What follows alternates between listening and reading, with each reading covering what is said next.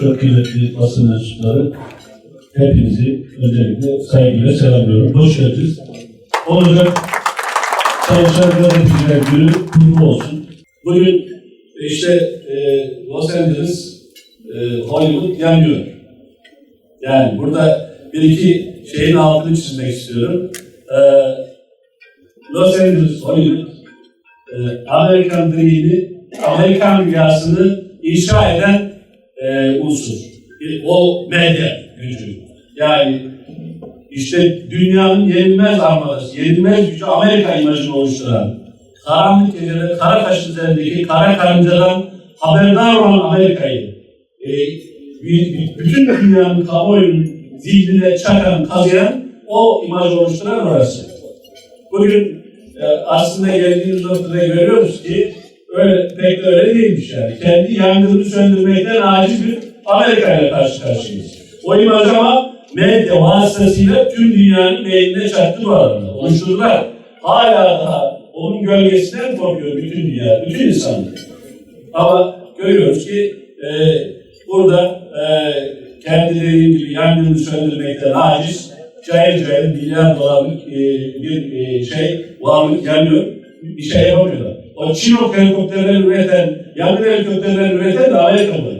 Ve adamlar bu kabiliyeti gösteremediler, gösteremiyorlar. Bu esnekliği, bu düzenlemeyi gösteremiyorlar. Hani bizim bir iki ufak orman yangını oldu. Belki o an ihmal de oldu. O anda hep Türkiye'yi başı kaçan arkadaşlar vardı. Hani Amerika'da hiç hep Amerika falan diye başı kaçan kimse de yok bu arada, onu da söyleyeyim. Şimdi buradan gelmek istediğim nokta şu. Bizim bütün medyadan istirhamımız, isteğimiz şu. Yani olanı göstersinler. Olanı iletsinler. Ama biliyorsunuz olumsuz bir haber olumluya göre 120 defa daha hızlı dolaşmak geliyor.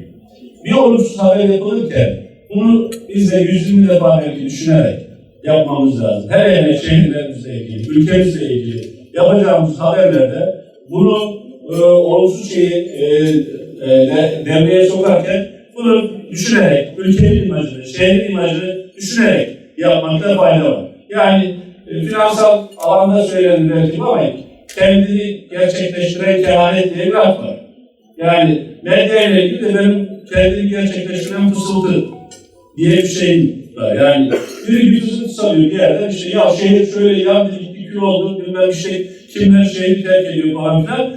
Bu devam ediyor. Böyle bir şey olmadığı halde insanlardan bunu böyle gerçek zannedip etkilenen oluyor. Dışarıdan bakıp etkilenen oluyor. Şehre gelmekten vazgeçen oluyor. Veya şehirden gitmeye çalışan oluyor. Yani buralarda bu tür olumsuz aslında olmayan belki de hadiseleri yayarken dikkatli olmakta fayda var.